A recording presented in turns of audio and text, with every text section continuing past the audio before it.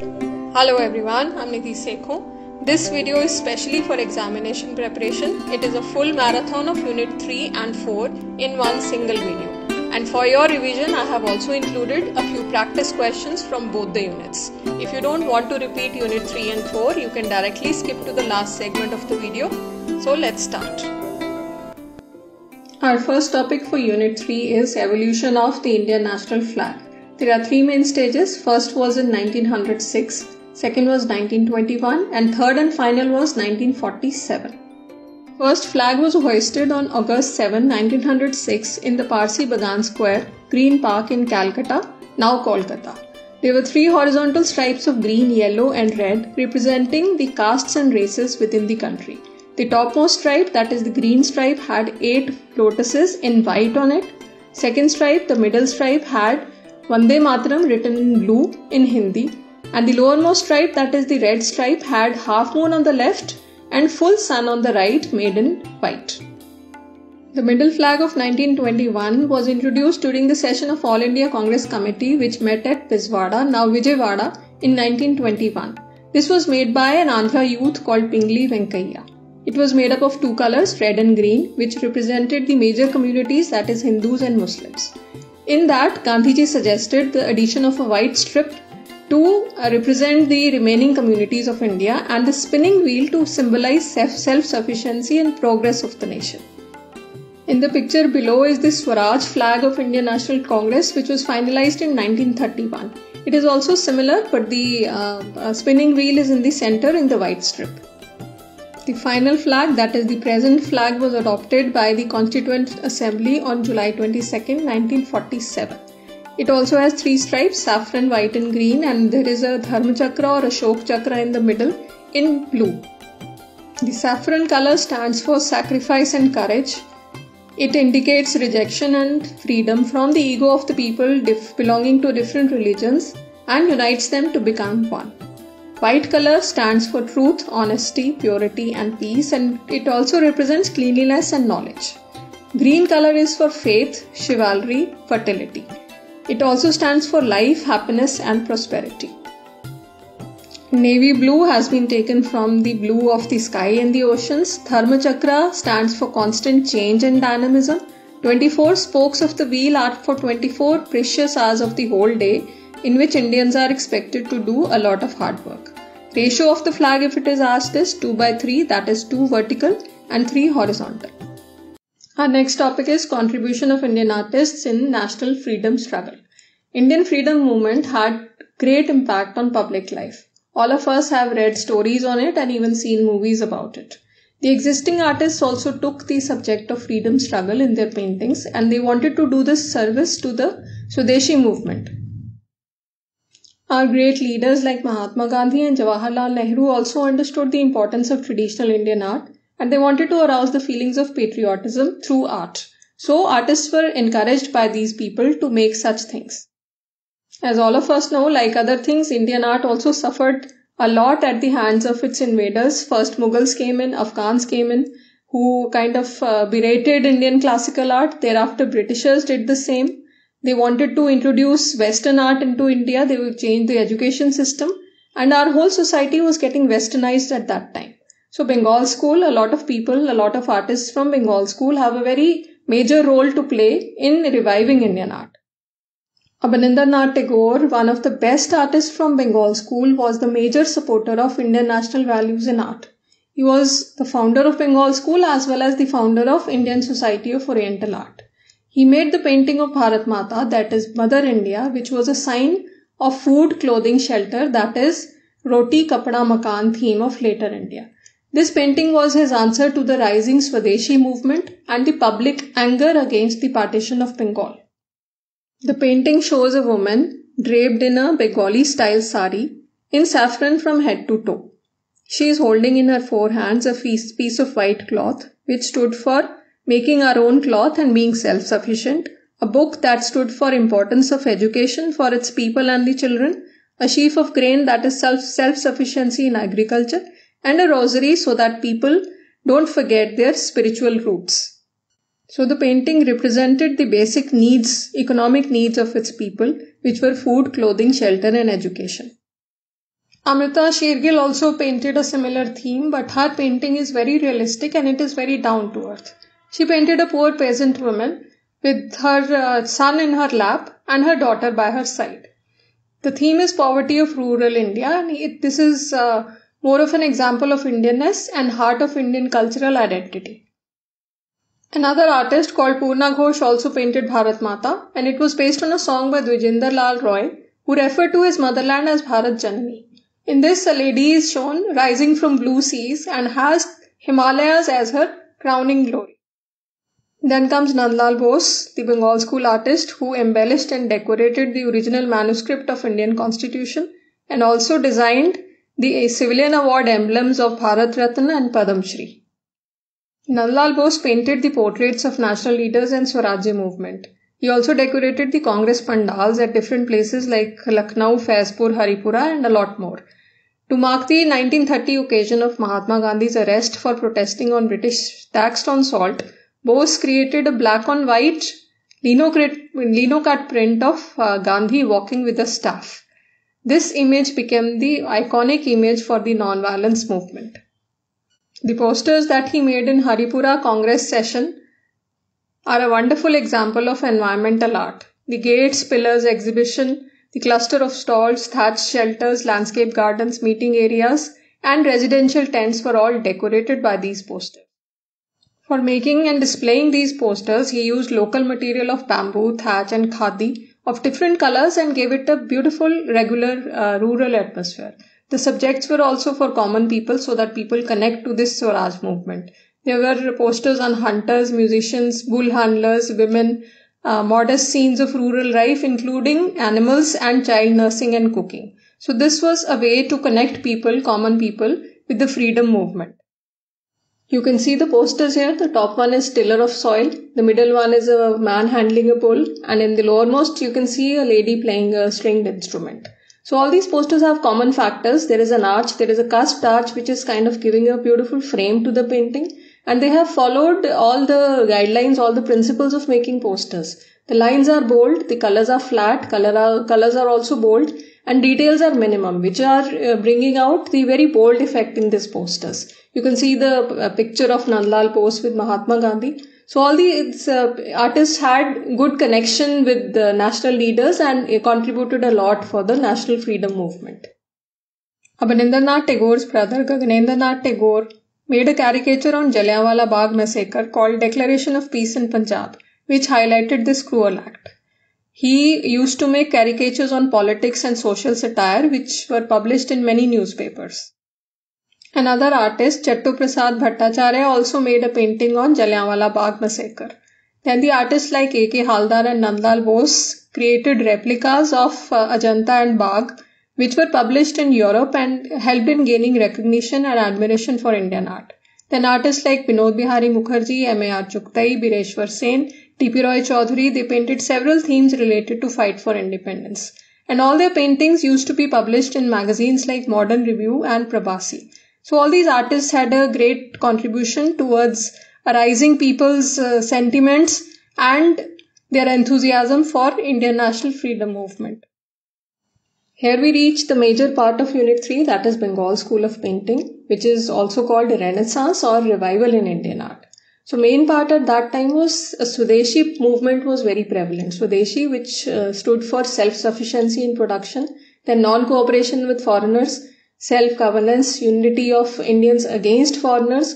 All these things influenced art as well as artists of that time.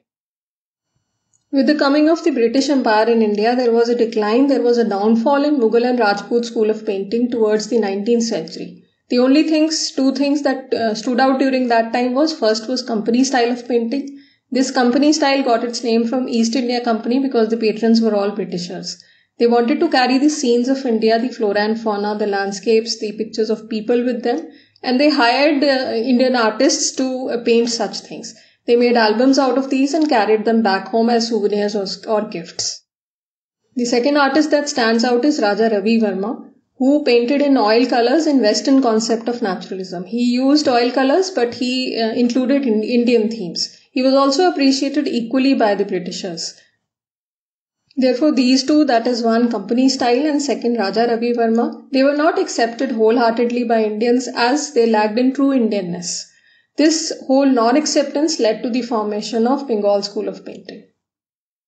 Abanindranath Tagore, who was the nephew of Rabindranath Tagore, had a major role to play because he founded Bengal School of Art. E.B. Hebbel, an English art historian, encouraged traditional Indian art. E.B. Hebbel was the principal of Government School of Arts and Crafts, Kolkata. And together, Abanindranath Tagore and E.B. Hebbel, along with Abanindranath Tagore's brother Gaganendranath Tagore, they founded Indian Society of Oriental Arts in 1907. There were 30 Britishers and 5 Indians in this organization, and director was Lord Kirchner. Another important name that you should know is of Lady Haringam, who was a British patron and an artist who got the paintings of Ajanta and Bagh copied by Nandlal Bose, A.K. Haldar and K. Venkatappa and a few others from Bengal School. And these were published in Indian Society, London. Then Anand Kumar Swamy arranged different exhibitions of Indian paintings in foreign countries, which resulted in gaining a lot of respect and fame for Indian painting in other countries also. Now this Bengal school, this renaissance, this revival of Indian art was spread in every corner of the country, from Bengal to Bombay to Madras, Delhi, Punjab, Gujarat, Lucknow, Jaipur and Hyderabad. So overall, Indian art got revived with the help of Bengal school. Moving on to the themes of Bengal school, we can put them into different categories. First is historical paintings, in which we can see themes on Ashoka, Buddha's life, Mughal rulers, etc. The examples can be birth of Buddha, mother of Lord Ganesha, passing of Shah Jahan. Passing of Shah Jahan, you should see on Google. It's a beautiful painting by Abanindranath Tagore. Then second is religious paintings, in which we can see paintings on themes of Ramayana, Mahabharata, Gita and Puranas. Then third category is literary themes. People like Abanindranath Tagore. Abanindranath Tagore himself illustrated the literature of Rabindranath Tagore. Then legends and classic literature like writings of Kalidas, Arabian Nights and Omar Khayyam were painted in this school. Vijayvargiya's Ram Gopal Vijayvargiya's Meghdut series is very famous under this theme. Then next category is social life. There are abundant scenes on social and daily life paintings in Bengal school. Then can be birds and animals. Birds and animals have been done beautifully and in a very expressive way. You can see the example of Journey's End from your own syllabus. Then next category that we can put is landscape paintings, which are also done beautifully in wash technique in Bengal school. Now let's discuss the main features of Bengal school. First can be that it was the first art movement of the country. Now art movement is something in which a group of artists have a common goal, they have a common aim. And in this case, the people like Abanindranath Tagore, E.B. Hebbel and other artists of that period, they revived Indian art because they were not happy with the direction that art was taking under Britishers. So they revived the art of best periods, that was Ajanta and miniatures. Next is influence of Ajanta, Rajput and Mughal schools. You can see the soul of Ajanta in Bengal school paintings. The beautiful delicacy of line, rhythm and grace of Ajanta can be seen in the paintings. And the impact of Mughal and Rajasthani school can also be clearly seen in the way they have treated line and their different forms with great delicacy and minuteness. Next point is Bengal school artists adopted Asian techniques. They learnt the Japanese wash technique, which was a mix of European transparent watercolor and Indian tempera, and they modified it to suit their own needs. Then they fused Chinese cloth painting and Japanese woodcut with Indian themes. They also incorporated Chinese calligraphy and Persian finish into their paintings. Abanindranath Tagore's Omar Khayyam is a beautiful example of all these things which have been beautifully incorporated into the paintings. Next point is a pan-Asian aesthetic independent of the Western one. A Japanese scholar called Okakura Kakuzo came to India with his ideas about Pan-Asianism. Pan-Asianism means all Asia is one. He wanted to unite India with other Eastern nations and fight against Western imperialism. With him came two Japanese artists who went to Shantiniketan, Calcutta to teach wash technique of painting to Indian students as an alternative to Western oil painting. Next is light and shade from European art. Elegant and refined figures in the paintings have light and shade without any hardness, which is an influence of European art. Then next is they revived and followed Indian traditions. The rich heritage of Indian art that was folk art, local painting traditions, and use of indigenous material can be seen in Bengal school paintings. You can see the examples of Haripura posters made by Nandlal Bose, in which he has used all indigenous material, and there is influence of local Bengali folk art of Patuas. Then next is colors. The colors are soft, which give a very beautiful mystic sense of space and atmosphere by diluting the impact of color. So this wash technique gave a very beautiful glow and haze to the paintings. Now let's look at the paintings which are part of Bengal school syllabus. First is Journey's End. Artist is Abanindranath Tagore. Medium is watercolor and tempera, and technique is wash. Period is 1913 AD. You can please make the correction in your books. Collection is National Gallery of Modern Art, New Delhi. The subject matter of the painting is that it shows a camel weighed down by a heavy load at the end of its journey. The artist has used a tool called pathos to evoke strong emotions and feelings of sympathy amongst the viewers. Now description. In the foreground, a camel can be seen with a heavy load tied with a rope on his back. It is collapsing as it is made to work more than its capacity. The pain and suffering of the beast touches us. His eyes are half open with fatigue and he is completely exhausted. A thin stream of blood is coming out of his mouth, his forelimbs are bent and hind limbs are upright. The camel's neck is failing to stay upright and it is about to fall on a stony ground. Wash technique gives soft, misty and hazy effect in the whole atmosphere. Camel study is anatomically absolutely accurate. The physical features of the camel are rendered appropriately in beautiful fine lines and delicate tones. Now colors. In this painting, artist has used red, brown and a bit of yellow-orange to give impression of a desert sunset landscape. The gentle, warm and subdued treatment of colors are in complete contrast with the cruelty and greed of the owner. This painting of Journey's End is a symbolic painting and it has a relevance to life in general. Next painting is Shiva and Sati. Artist is Nandlal Bose. Period is circa 1908. Medium is watercolor, tempera and technique is wash. Collection is National Gallery of Modern Art, New Delhi. Subject matter of the painting is that this painting is a narrative from Hindu mythology. Sati, which is a personification of divine female energy, immolated herself, that is burnt herself, which is a typically Indian theme of selfless woman. Now description. You can write that seated Shiva is holding the lifeless Sati in his arms on his lap. The facial features are soft and delicate, similar to Ajanta, with elongated eyes, sharp nose and beautifully lined lips. The expression of grief and love is evident in the eyes of Shiva looking down at Sati. Feminine and delicate Sati is draped in a conventional sari with its folds falling sidewards. Shiva's torso is beautifully modelled and he is wearing his characteristic garland made of a serpent. The halo is shown around the head of Shiva. The haze and the color treatment of violet, brown and gold gives spirituality to this divine couple. There is a delicate rhythm of lines and softness of colors in this beautiful monochromatic painting by Nandlal Bose. Next painting is Radhika. Artist is M.A.R. Chugtai. Full name is Muhammad Abdur Rahman Chugtai. Period is circa, that is approximate 1940. Medium is watercolor, tempera and technique is wash. Collection is National Gallery of Modern Art, New Delhi. Subject matter is that this painting is a beautiful portrayal of Radhika. Now description. Radhika is painted in profile and is shown walking away from a lighted lamp. She looks completely overwhelmed with the emotion of love. Her head is bent down with shy charm and her face is resting on one hand. Her downcast eyes are ek chashma. They are half closed and eyebrows are also beautifully arched. She is delicately holding big blooming lotuses in both her hands. Her colorful attire of red, yellow and blue accentuates her femininity and loveliness. The whole painting has a beautiful yellow glow of her dupatta wrapped around her. The drapes of dupatta and ghagra are soft and flowing. Her braid of black hair falls down her back and is gently defining her beautiful face. 3 strings of necklaces of different lengths, bangles and earrings are a few of her ornaments shown with decorative lines. There is a Mughal-style lamp in the background on the left with a burning flame rising in thin lines illuminating the night. Insects on the ground near the lamp and a honeybee on the flower also symbolize love.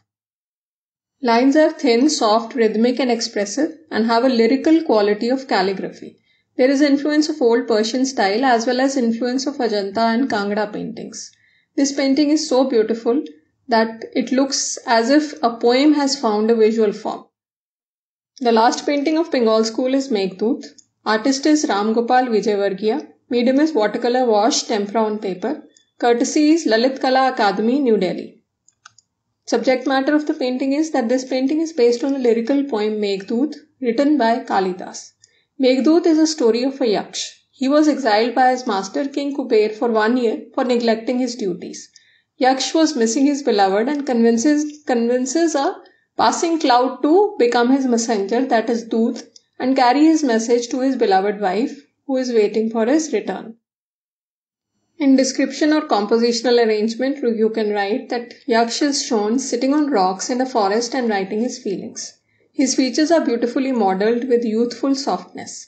He is writing on a leaf with right hand and is holding a flower in his left.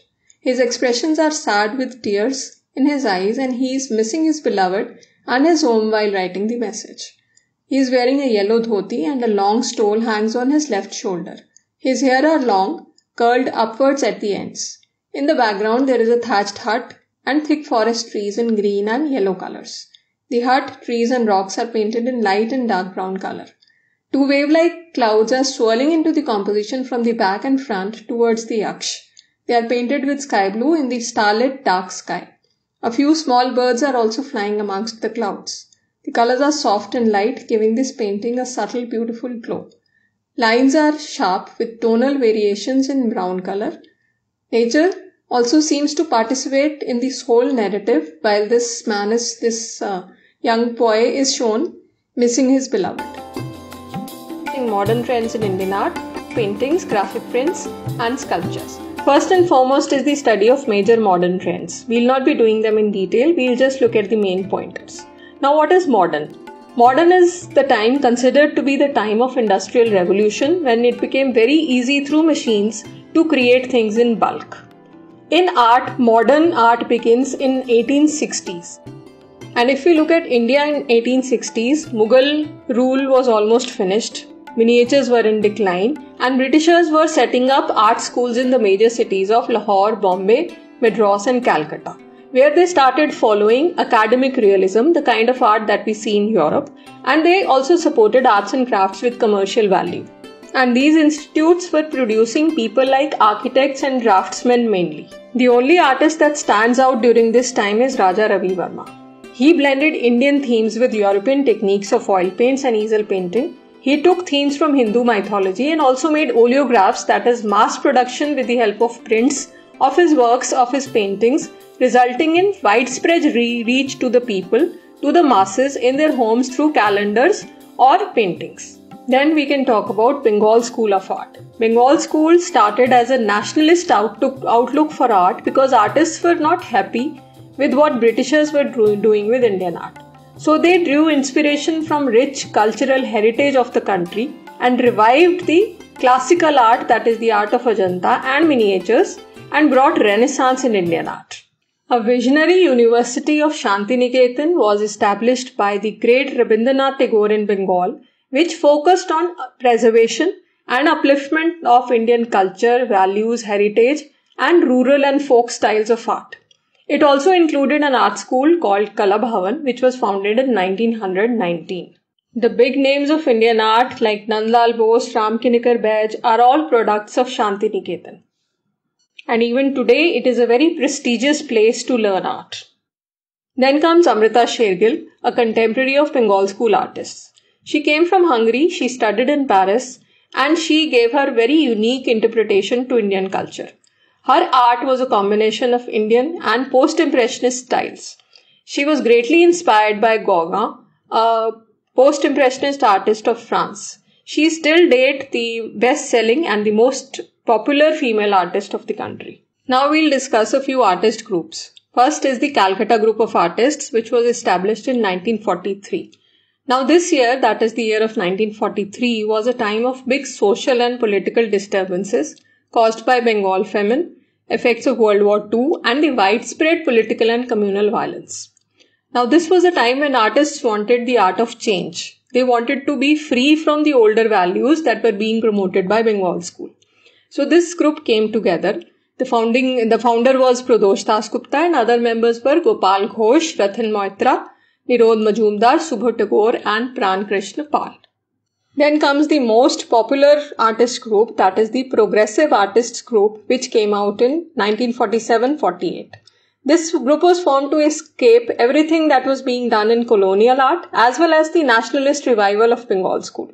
They wanted to express their originality in the modern style and they wanted to explore the contemporary international art scene. The main members of this group were Francis Newton Sousa, Saeed Haider Raza, Maqbool Fida Hussain, Krishnaji Haulaji Ara, Hari Ambadas Gade and Sadanand Bakre. They explored most of the international styles including Expressionism, Cubism, Primitivism, Surrealism and Expressionism. Then comes Delhi Shilpi Chakra, which was formed in 1949. The main members were P.C. Sanyal, Prannath Mago, Kamal Krishna, K.S. Kulkarni and Dhanraj Bhagat. This group actually gave a life to the artists who migrated from Pakistan after partition. And they all settled in Delhi or Mumbai, especially Delhi, which became home to a lot of commercial art galleries by 1960s. It was their efforts by which now Delhi and Mumbai are the artistic hub of the country. In 1957, the Baroda group of artists was formed under the guidance of N.S. Bendre. This group was mainly by the alumni of MSU Baroda. The prominent artists were Bhupen Khakkar, Ghulam Muhammad Sheikh, Jyoti Bhatt, Vivan Sundaram, who is the nephew of late Amrita Shergill, and K.G. Subramanian. They were interested in their immediate surroundings and they also accepted the popular art that we see on trucks and auto rickshaws. During all this time, modernism also developed in South India. D.P. Roy Chaudhary came down from Bengal and he became the principal of Government School of Arts and Crafts, Chennai. Then another artist, K.C.S. Panikkar, formed Chola Mandal Artists Village in 1966. The motto of this group was Art Meets Craft. That is, you sell art so that you can finance, you can support the art. The last group is Group 1890, which was formed under J. Swaminathan in 1963. They wanted freedom from principles and beliefs with main importance to the material and its texture. The main members were Ghulam Muhammad Sheikh, Jyoti Bhatt, Amba Das, Jairam Patel and sculptors like Raghav Kaneria and Himmat Shah. After all these artist groups, we should also know about the important trends that are prevalent these days. First is installation, which is a combination of painting, sculptures, photography, videos and television, everything in one space. The main people who started this form of art were Nalini Malini and Vivan Sundaram. Then we should also know that abstraction is done through symbols of mandalas, tantric art and yantras, where we have seen works of Saeed Haider Raza and G.R. Santosh. Then very popular art form these days are digital art, photorealistic art and live art. Now we come to the first main category of Unit 4, that is paintings. We have 4 paintings in the syllabus. First is Ram Vanquishing the Pride of the Ocean by Raja Ravi Verma. Then Mother and Child by Jamini Roy, Haldi Grinders by Amrita Shergill and Mother Teresa by M.F. Hussain. Along with the paintings, I'll also be telling you a bit about the artists. First is Raja Ravi Verma. He was a remarkable Indian painter from the princely state of Travancore.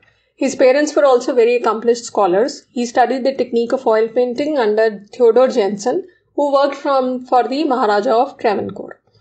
Ravi Verma was a perfect portrait painter. He did a large number of portraits for English governors and Indian princes.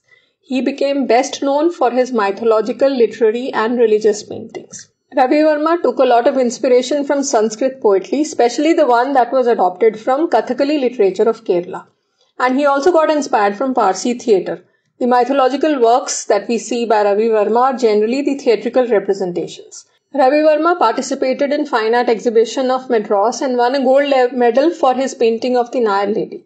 Then he won Governor's Medal 3 times with the Nayar Lady at Toilet, a Tamil lady playing on Sarbat, and Shakuntala's love letter to King Dushyant. He was the only artist who got a lot of respect and position during the British period of slavery and suppression. Ravi Verma also purchased a printing press for making oleograph copies of his paintings that reached the poor as well as middle class homes of India many decades after he died. You can also watch the movie Rang Rasiya to better understand the struggle of a modern artist. Then the major works that you can include are Shakuntala, Galaxy of Musicians, and Goddess Saraswati. Now the painting that we have in our syllabus by Raja Ravi Verma is Ram Vanquishing, the Pride of the Ocean. Period is mid-19th century AD. Medium is oil on canvas and collection is Sri Jayacham Rajendra Art Gallery, Jagan Mohan Palace, Mysore, Karnataka. This is the original painting. The rest that you see in other collections are generally the oleographs or the replicas. Now subject matter. This painting is based on an episode of Valmiki's Ramayana. Here in this painting we can see Ram threatening Varun, the god of ocean, that he would destroy the god of ocean if he did not allow the bridge to be built to reach Lanka to save Sita from Ravan. Now description. The most dominating part of the composition is the figure of Lord Ram on the left. Lord Ram picks up his arrow in anger at the sea god and is ready to place an arrow at the string. At this, Varun along with his companions rushes to pacify Ram. Angry Ram is standing sternly, his face shown in profile with eyes popping out. A bolt of lightning in the dark cloudy sky enhances the effect of anger. Now this moment of action shows a contrast between balance and dynamism at the same time. Balance between the larger figure on the left and the smaller figures on the right, and dynamism by the movement caused by waves and the action of the figures. There is disturbance in the waves where the energized figures of sea rise from water. The waves hitting the rocks at the shore where Ram stands form a thick foam. The postures of the figures and their fluttering garments depict the stormy atmosphere. Due to this rush, there is froth in the middle of the composition. The contrast between the textures of tough, solid rocks where Ram is standing and the stormy sea is beautifully portrayed. Now color scheme. Raja Ravi Verma was one of the main artists who started working in oil colors in India. And in this painting, colors are generally warm and muted with browns, yellows and orange tones. White is also beautifully used in lightning, Ram's clothes and the frothy sea. The three figures in the sea are very colorful, and it is generally the play of textures that has a major role to play in the painting. Now the description is given here in bullets to keep you engaged, but please write in paragraphs in your exams. Our next artist is Jamini Roy. He studied at the Government College of Art, Kolkata, where Abanindranath Tagore, the founder of Bengal School, was vice principal at the institution. Roy began his career as a commissioned portrait painter. In his initial words, he came up with the most excellent paintings of the Western genre of landscapes and portraits. But later he looked at the living folk and tribal art for inspiration. By the early 1930s, Roy made a complete switch to indigenous materials to paint on woven mats, cloth, and wood coated with lime. He was mainly influenced by the Kalighat Patt paintings, a style of art with bold, sweeping brush strokes and bold colors. He actually went to learn from village Patuas and preferred himself to be called a Patua. Jamini Roy received innumerable recognitions nationwide and also internationally. He was awarded the Padma Bhushan in 1955. The major works that you can write are Parvati and Ganesh, Three Women, Christ, etc. Now the painting by Jamini Roy is Mother and Child. Medium is tempera. Period is 1940. Collection is National Gallery of Modern Art, New Delhi. And subject matter is quite obvious. A mother is shown holding her child. Now description. A mother is holding her son on her waist with her left hand. Face is cup-shaped. Eyes are elongated, which is the most stylized feature of the faces by Jamini Roy. The child also has similar eyes with thick eyebrows. Mother's head is tilted towards the son. The child is totally naked while the mother is wearing a conventional sari. Border of sari is shown repeatedly forming a pattern. There is a small bun on top of the child's head, similar to Roy's images of baby Krishna. The folk motifs in the background have the simplicity of folk style. The theme also has a rural simplicity where contentment comes easy. Lines are very sharp, thick and fully expressive. The figures are arranged in the single frontal plane in simple two-dimensional forms with flat colors. The overall treatment shows the influence of Kalighat Patt paintings. Now color scheme. The artist's palette is limited to a few earthy colors, mostly green, red, yellow, ochre, vermilion, blue and lamp black. The color bands of varying thickness bring down the harshness of black line. You can see the outline. There is a brown line immediately next to the black line, making it a little softer. The basic white line drawing is used for ornamentation. Now this style has, Jamini Roy's style had a tremendous impact on the succeeding painters of later Bengal school and also of Bengal.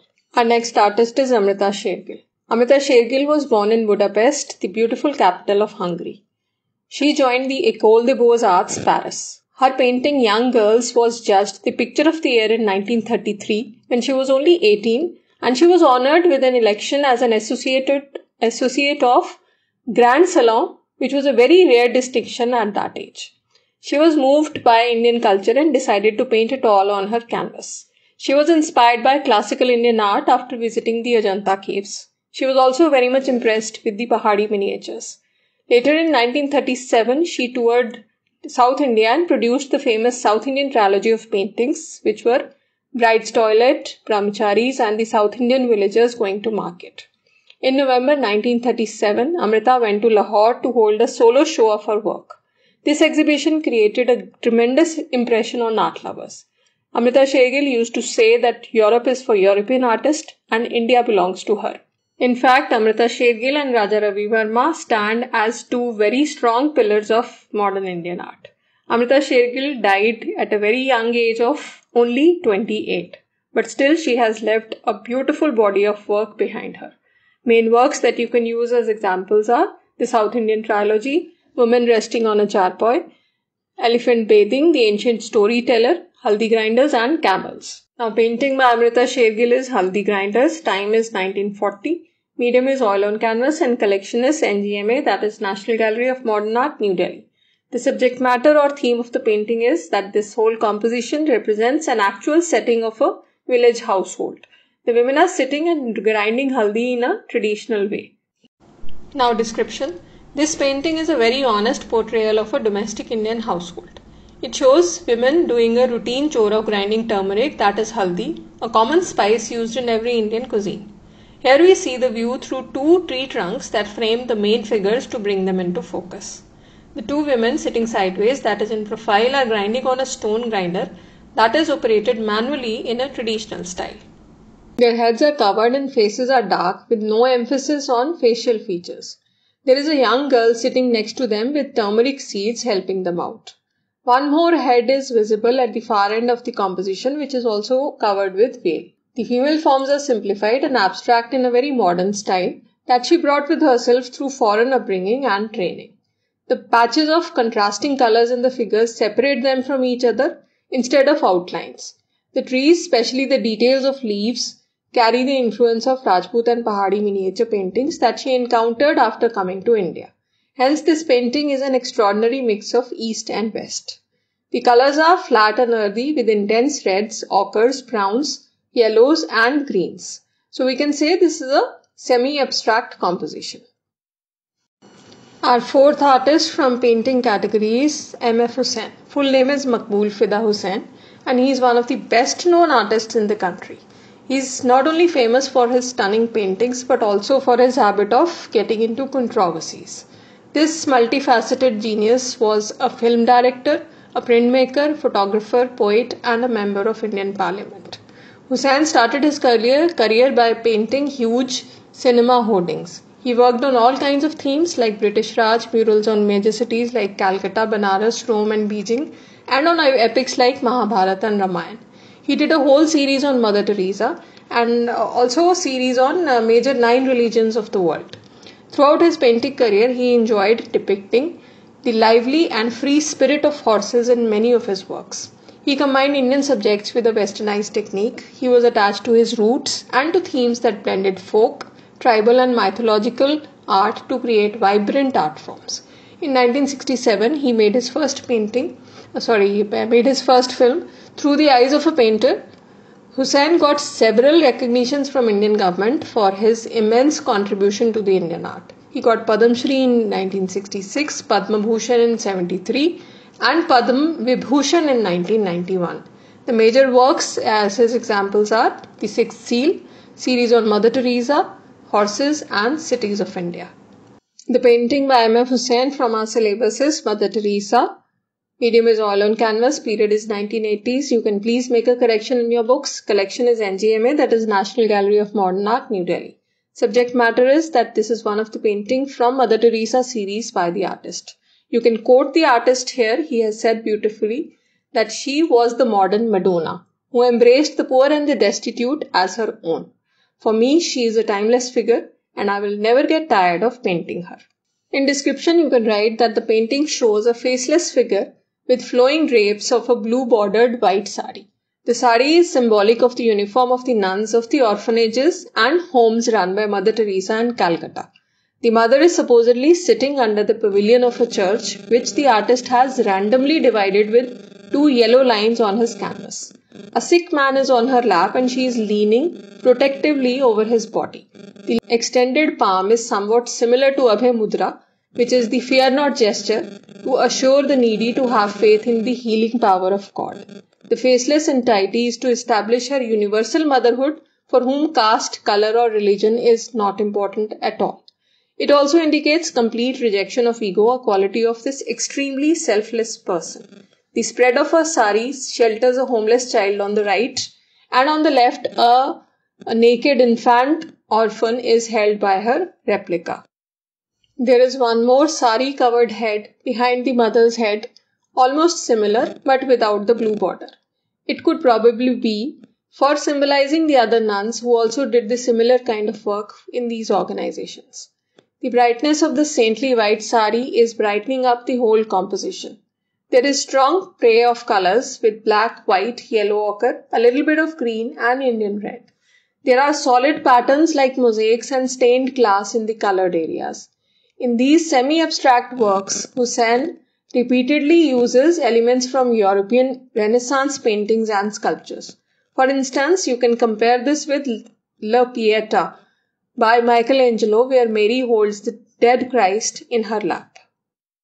Our next category in Unit 4 is graphic prints, in which we have Children by Somnath Hore, Devi by Jyoti Bhatt, Off Walls by Anupam Sood, and Man, Woman and Tree by K. Lakshma God.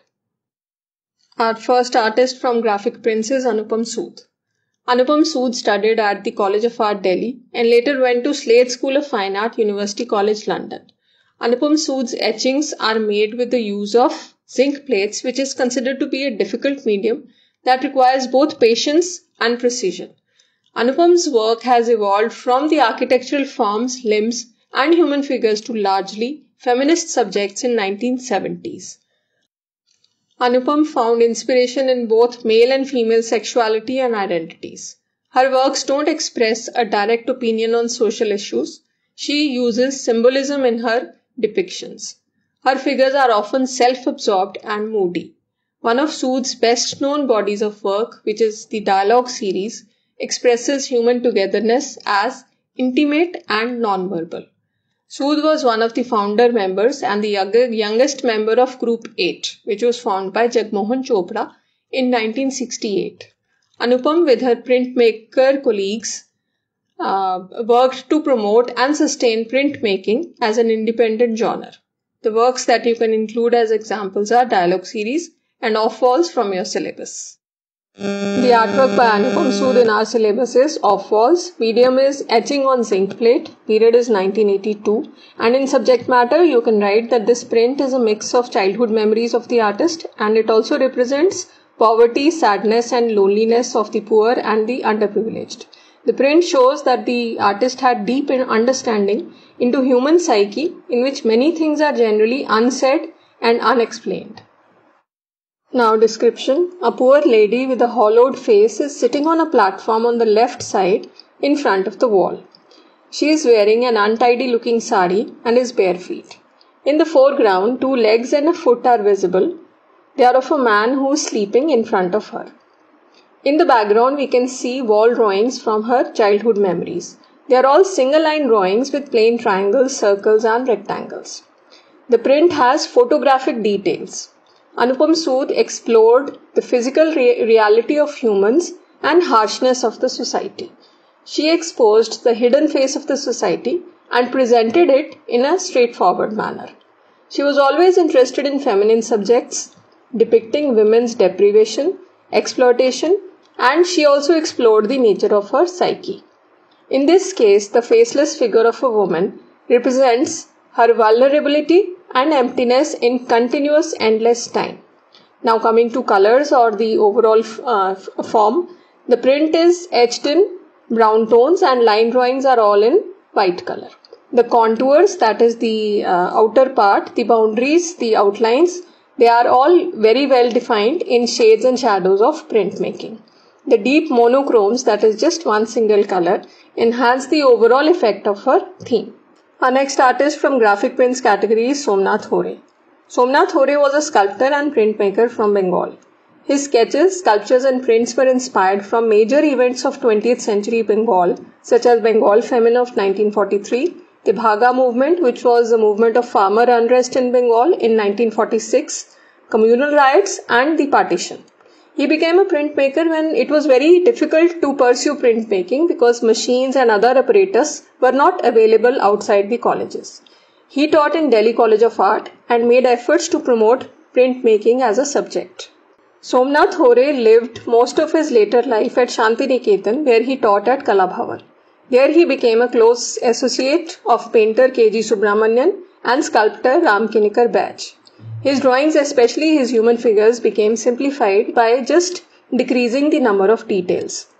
His individual style of distorted and suffering figures was created by his mastery of line. By 1970s, Somnath did his greatest work, the Wound series of paper pulp prints. He was a recipient of Indian Civilian Honour of Padma Bhushan, and his works as examples are Children and Wound series. Now print by Somnath Hore is Children, medium is etching and aquatint, period is 1958, and in subject matter you can write that this print is a visualization of artists' emotional response to the sufferings of the poor and deprived. So it depicts wounded humanity in general. Now description. This etching is a figurative composition of 5 standing figures grouped together. They are all victims of starvation. The thin, worn-out children have blown-up stomachs and thin rectangular rib cages showing the effects of prolonged hunger. That means they have been hungry for a very long time. Heads are enormous. They are big skulls with small bony faces resting on weak torsos and limbs. Eyes are white, horrifying hollows. Their mother, standing behind them, has put her protective hands on their shoulders. In the foreground, a semi-dressed child is standing wearing a necklace. The tallest figure on top, with hands on both sides of the head, appears ghostly. That is, it looks like a ghost standing on top of them. A girl with her back towards the viewer is standing on the left vertical plane. The human forms are divided into cubist-style geometrical planes. Different tones are used to create texture in the background as well as the shaded part of the bodies for depicting the undernourished poor children from poor society.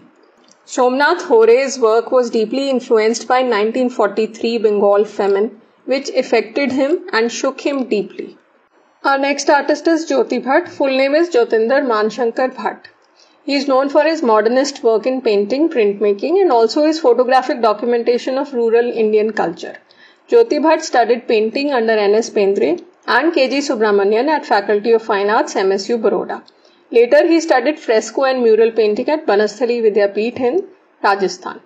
Throughout his long career as a teacher at MSU, he has photographed the progression of the university.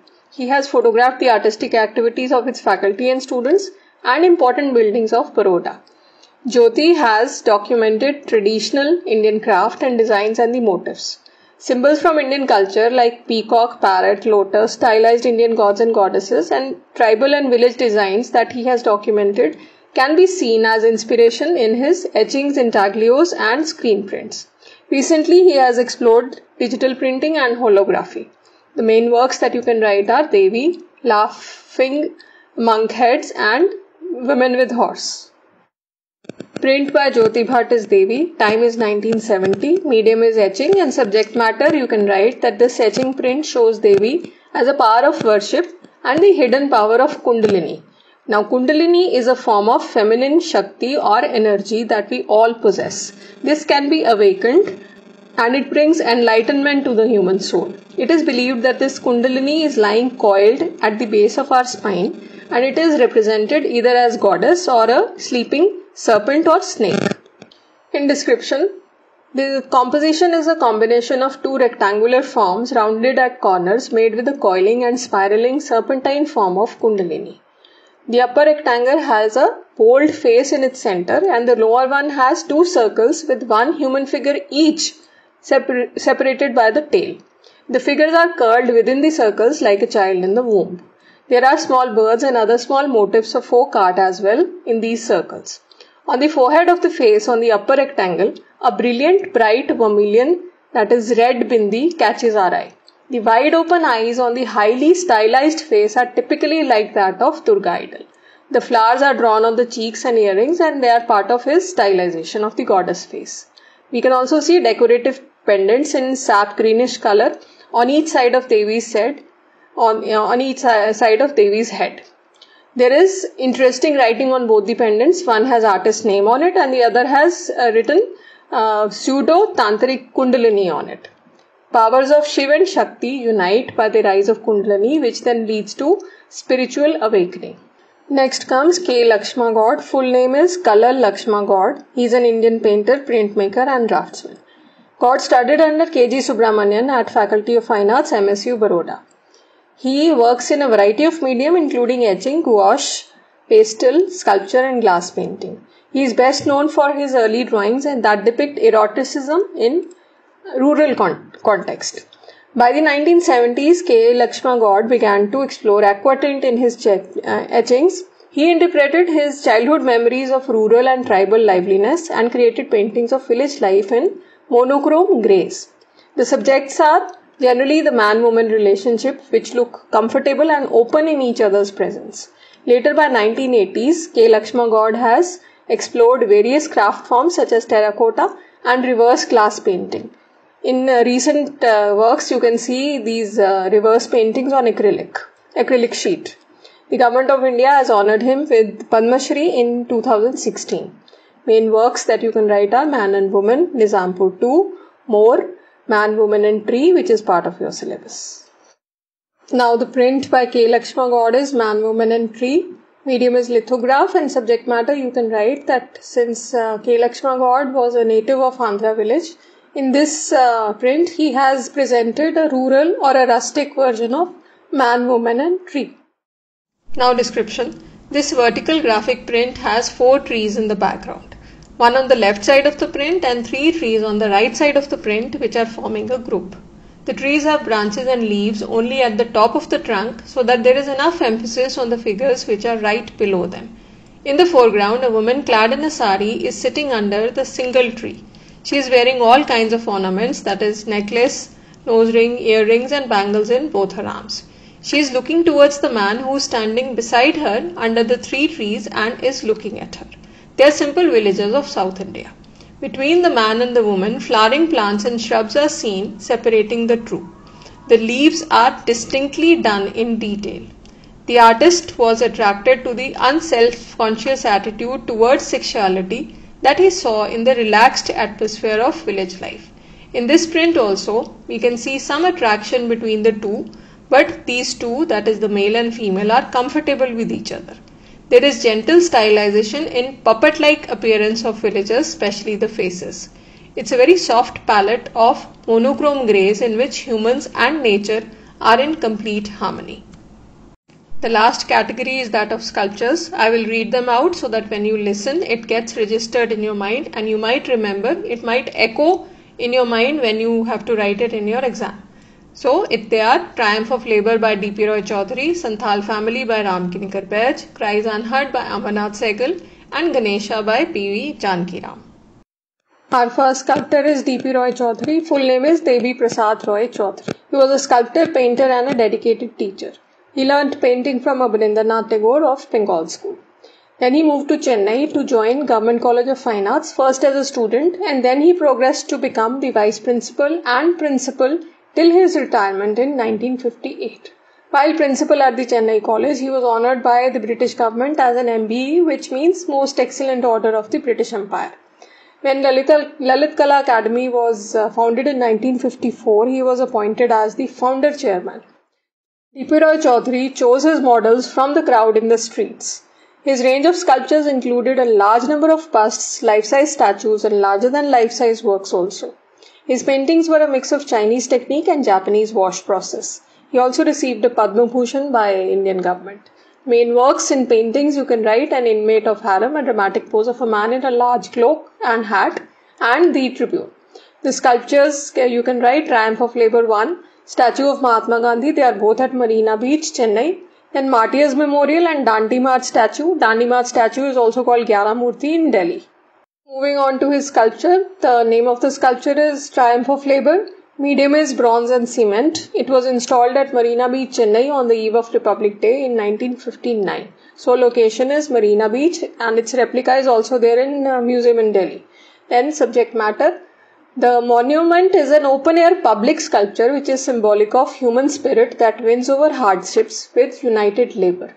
It is to see and appreciate the daily sweat and labour that a large section of our country, of our society does for normal livelihood. The sculpture is the focal point of May Day or Labour Day celebrations in Chennai.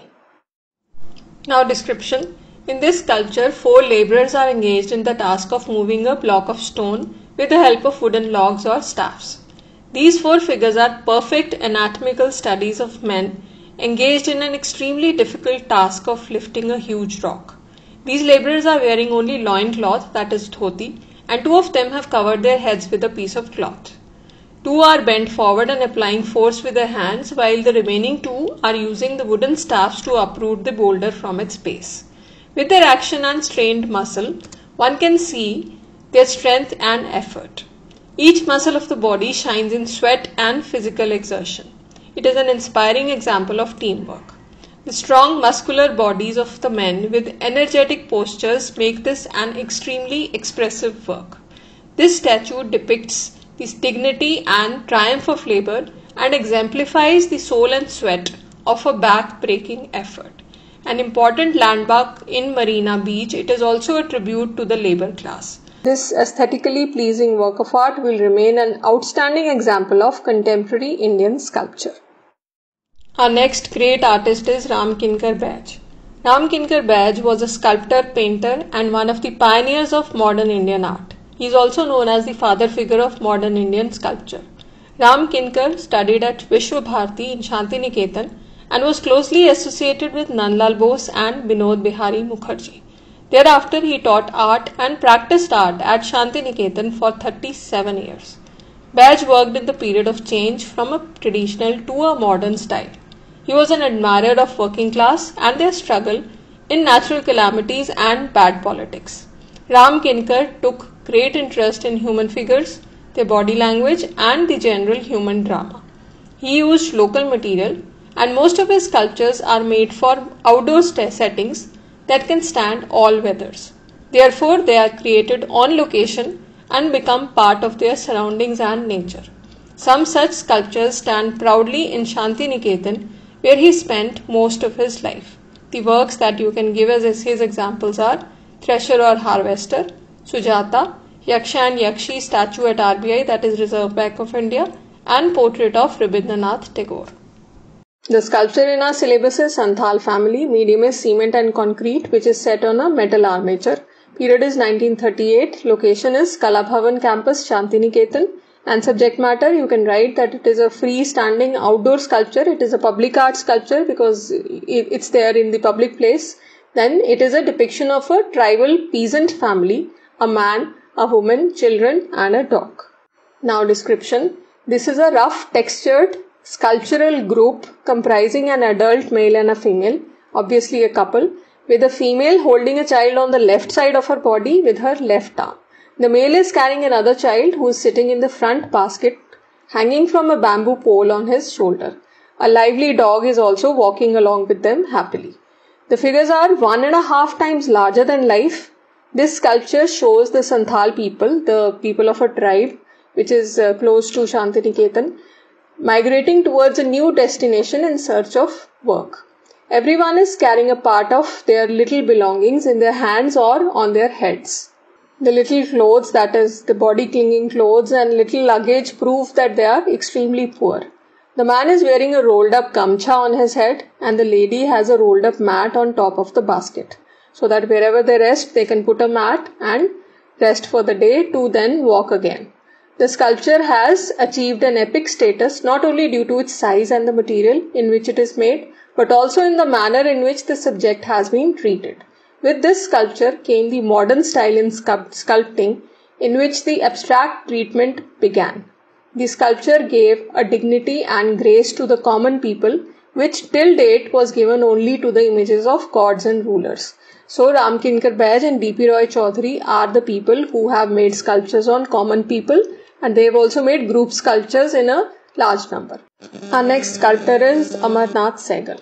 Amarnath Sehgal was a noted modernist sculptor, painter, poet and an art educator. He started his career as an engineer before he turned to art. He shifted to Delhi from Lahore after partition of India in 1947, and in 1950 he studied from New York University School of Education. He also taught at College of Art, New Delhi. Themes of most of his works are importance of individual freedom, human dignity, and his response to the horrors of political and social violence. His figures are stretched, that is elongated, famished, that is they look poor and they look hungry, and deprived, that evokes strong emotions amongst the viewers. He was a crusader, he was a fighter, and he tried very hard to bring respect and awareness for art amongst people and administration. He also fought a case against the government for artists' right to his intellectual property, setting a unique example for the whole community of artists. The works that you can write as examples are Prize Unheard, Mural for Vigyan Bhavan, The Captive, and Aiming for Excellence. The sculpture is Cries Unheard, artist is Amarnath Sehgal, medium is bronze, period that is time is 1958, and collection is Nagma, that is the National Gallery of Modern Art, New Delhi. Subject matter is that these people are the victims of political and social injustice. It shows a family of three in a helpless and frustrated state. Now description. There are three standing figures of a family, a man, a woman and a child from the poor and downtrodden society. The figures are tall and elongated and they have raised their hands towards the sky. Faces are mask-like, hollow and distorted, suggesting their agony, unending suffering and exploitation. Their naked bodies symbolize their misery and poverty. The child in the same action stands for continuous oppression for generations. The theme of this sculpture is to suggest the painful cries of suffering, the ugly reality of the mental and physical torture that these neglected humans have to undergo. The rough texture of the material, that is bronze, helps in bringing out the expressions effectively. With abstraction in overall depiction, Sehgal became one of the leading artists of modernism in Indian sculpture. His social themes turned him into a crusader, a fighter, who fought for this section of society through his art. Our next sculptor is P.V. Janki Ram. P.V. Janki Ram studied from the Government College of Arts and Crafts, Chennai, and obtained a diploma from there in fine arts. He also received an honorary diploma in sculpture from the Hungarian government in 1973. A student of K.C.S. Panikkar and S. Dhanpal, Janki Ram was an important member of Madras art movement. The artist developed a unique style in which he used sheet metal beaten with repoussé work. Repoussé work is something in which metal is beaten from the back so that there is roundness in the front.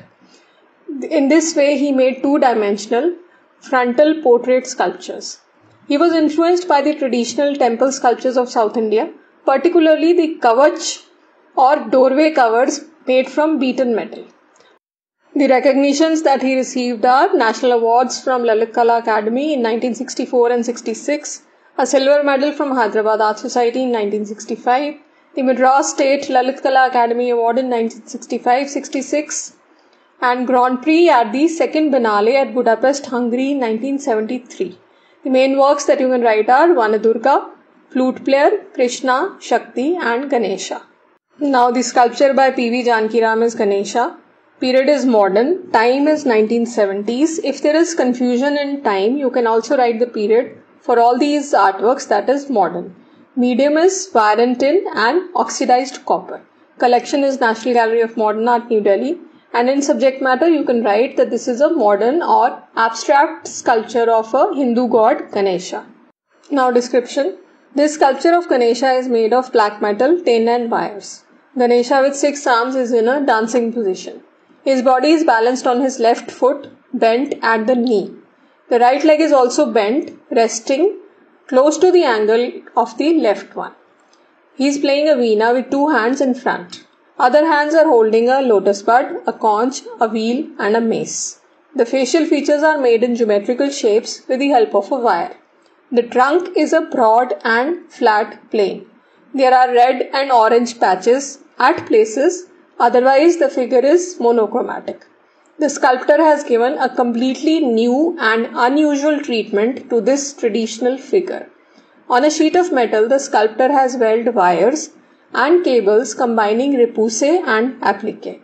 Repousse is a technique in which metal is beaten from the back so that there is roundness on the front. Applique is a technique in which patchwork is done and welded. This sculpture of Ganesha looks impressive as it has combined all the elements of traditional imagery and ornamentation with the modern abstract style.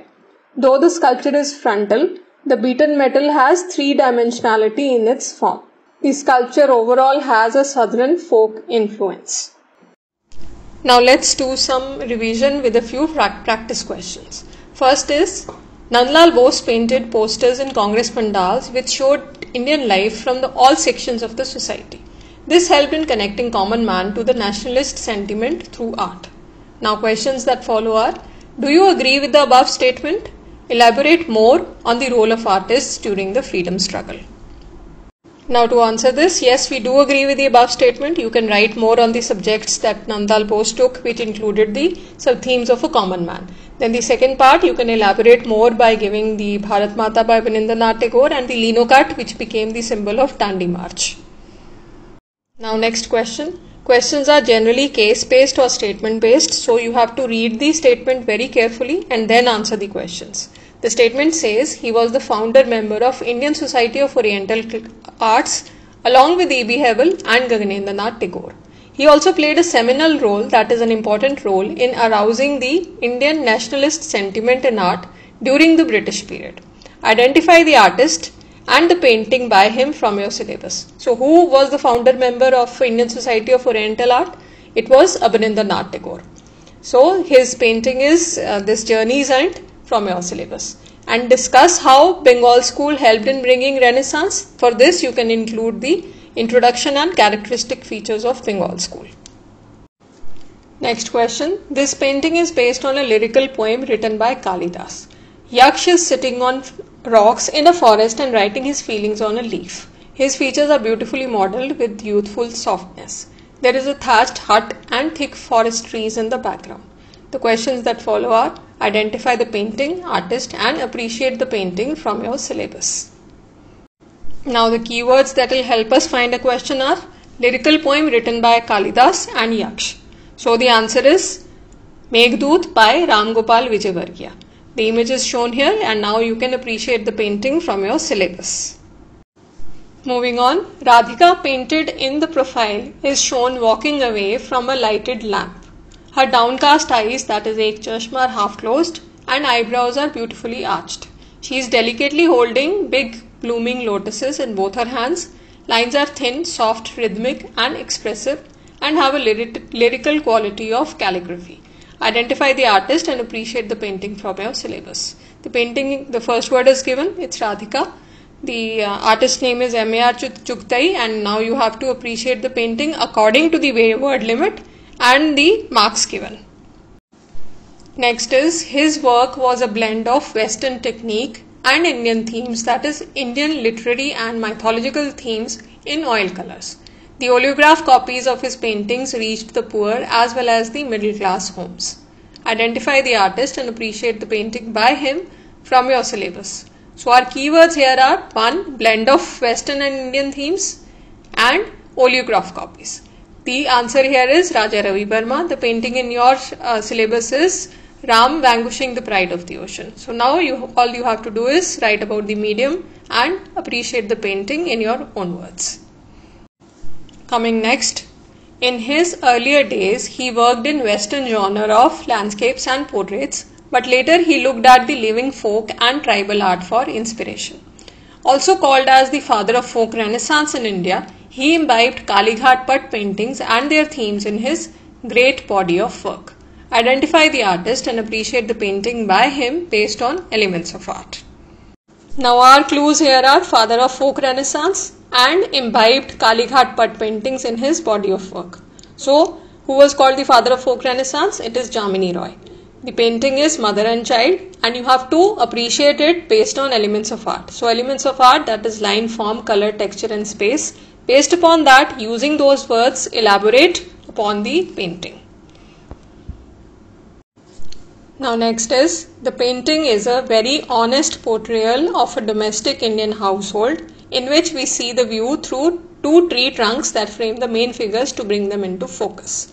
The two women sitting in profile are grinding on a stone grinder that is operated manually in a traditional style. Identify the painting, artist and appreciate the work. The main clues now here are two tree trunks that frame the main figures and stone grinder.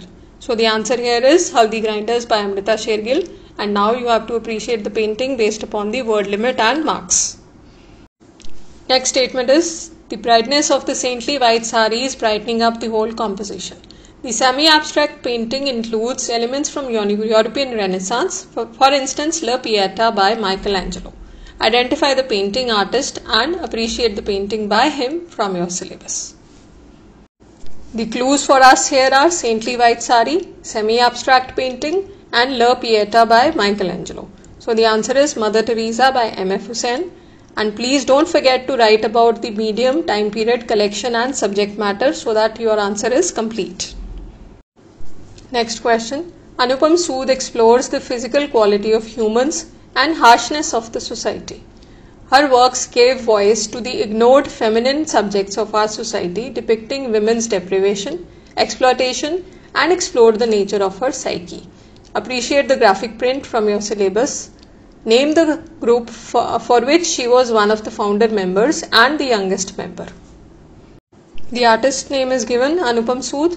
The graphic print is off walls. You can appreciate the print as given in your books. And the group name that she was a founder member and the youngest member was Group 8. Moving on, the composition is a combination of two rectangular forms rounded at corners made with a coiling and spiraling serpentine form of Kundalini. On the forehead of the face on the upper rectangle, a brilliant vermilion bindi catches our eye. The questions that follow are identify the name of the artwork, artist and appreciate the compositional arrangement. Our keywords here are serpentine form of Kundalini and vermilion bindi which catches the eye. The answer is Devi by Jyoti Bhatt. And now you can analyze the painting in your own words. Next statement is, the sculptures of these two artists fall under the category of public art. They both glorify the struggle of a common man whose life struggle is to earn 2 square meals for his family. The questions that follow are, what is public art? Identify the sculptors from your syllabus and differentiate and appreciate the works in terms of medium and style. Now answer to first question, what is public art? Public art is the art that is placed in public places and for which the people do not have to go to art galleries or museums. So both these sculptures, that is this Triumph of Labour by D.P. Roy Chaudhary and Santhal Family by Ram Kinkar Baij, they are both in public places. First one is in Marina Beach, Chennai, and second one is in Kala Bhavan campus, Shantiniketan. So all these are, both these are public art sculptures. Then identify the sculptors. I have already told the names. You can appreciate works in terms of medium and style. Medium, the first one is bronze, second one is cement and concrete. The style is also different. First is very realistic and the second one is semi-abstract. So now you can elaborate more in terms of what is the word limit given in the paper. Last question is, Ganesha is shown playing veena with 2 hands in front. Other hands are holding a lotus bud, a conch, a wheel and a mace. The sculptor has given a completely novel and unusual treatment to this traditional figure with the help of medium and technique. The questions that follow are, name the artist and analyze the work by elaborating the medium and technique. Artist name is P.V. Jankiram, and medium he has used is oxidized tin and copper. He has also used the techniques of repousse and applique. So now you can elaborate using the statements already given in the question. This is all from my side. Thank you very much. All the very best for your exams and good